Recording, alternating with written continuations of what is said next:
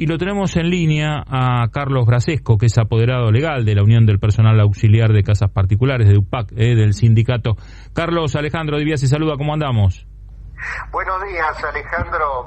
Bien.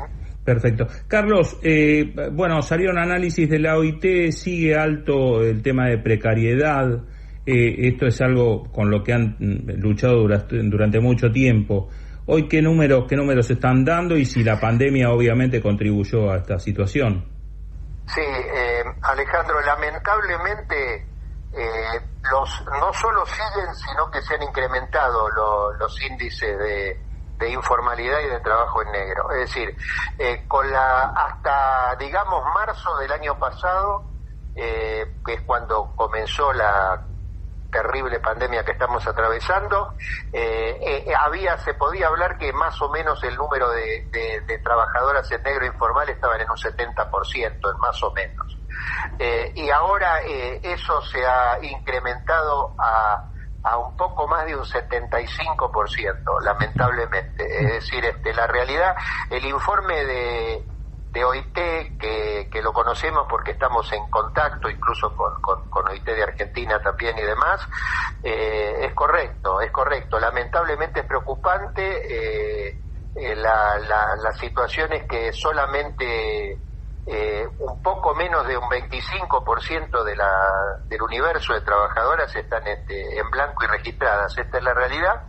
Y quería acotar como detalle, ¿sí?, que sobre todo hubo un cese de puestos de trabajo muy importante que se vio en declive, digamos, que fue aumentando, digamos, el declive, en este caso es hacia arriba, aunque valga la redundancia, la contradicción, hasta octubre del año pasado. A partir de ahí empezó a haber un poco con el tema de pasar del ASPO al DISPO, empezó a haber nuevamente creación de puestos de trabajo y de recreación de algunos que habían dejado de trabajar y volvieron a trabajar. Eso está claro. Más o menos en torno a un 5% más o menos mensual se fue viendo ese levantamiento del amesetamiento, pero la informalidad se mantuvo y muchos empleadores que tomaban trabajadoras o que las hacían volver en negro. Claro. Es decir, lamentablemente esta es la constante que hemos venido viendo en los últimos 5 meses. Carlos, lo que se pudo recuperar en algún momento como empleo registrado, la pandemia lo tiró para atrás, digamos. Lamentablemente sí. Fue un efecto, nosotros llamamos un efecto cangrejo, fue para atrás, lamentablemente, ¿no?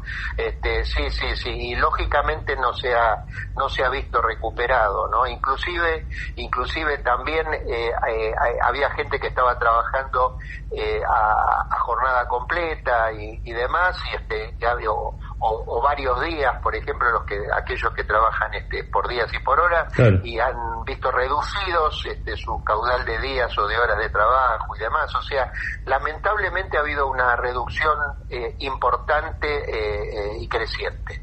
Supongo que además esta situación lo que generó es que muchas trabajadoras, o no sé, ahí te hago la otra consulta, si tiene que ver con esta cuestión que tenemos nosotros, cada uno de los argentinos y argentinas, en función de la trabajadora o el trabajador que estaba registrado, que se le pagaba, si esta situación de pandemia hizo que ya no se lo reconozca como trabajador, que no esté blanqueado.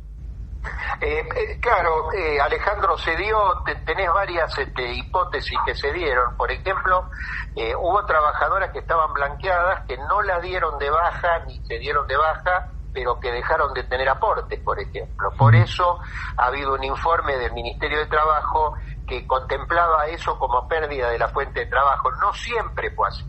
Es decir, siguieron trabajando en algunos casos, pero no les aportaban, no les efectuaban los aportes del caso. O sea, se ha dado bastante eso también. Es decir, lógicamente, y después, por supuesto, ha habido gente que, digamos que estaba en blanco, que dejó de trabajar, que incluso llegaron a un acuerdo con sus empleadores y digamos hicieron lo que se llama un distracto técnicamente hablando, una ruptura del contrato de trabajo, en algunos casos hasta de común acuerdo, y en octubre, noviembre los volvieron a llamar para trabajar, pero les dijeron, mirá, te vamos a tomar, pero como está la situación, no te vamos a blanquear, no te vamos a tomar en blanco, te vamos a tener en negro. Esta es la lamentable realidad que venimos padeciendo.